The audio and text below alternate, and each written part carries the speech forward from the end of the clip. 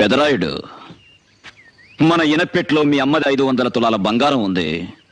దాన్ని నా తోడబుట్టిన దానికి ఇచ్చే. చూడమ్మా, రామాపురంలో నాకు 700 ఎకరాల కొబ్బరి తోట ఉంది. అది నీకు రాసిస్తాను. అలాగే కోదాడ పక్కనున్న 200 ఎకరాల సాగు భూమి కూడా నీ పేర్లో రాస్తాను. నువ్వు కావాలంటే నాకున్న యావదాస్తిని నీకు ధారాదత్తం చేస్తాను. అంతేకాని మేము తరతరాలుగా నమ్ముకున్న నీతిని న్యాయాన్ని ఎవరి కోసం వదలను. అది కాదన్నయ్య.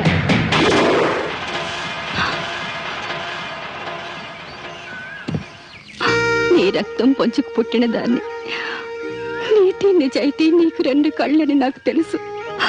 కానీ పేగు తెంచుకున్న వాడి మీద మమకారం చావక, ఒకవేళ అడుగుంటే అన్నయ్య కనికరం చూపించేవాడేమోనన్న చిన్న ఆశ నన్ను ఇక్కడికి రప్పించింది.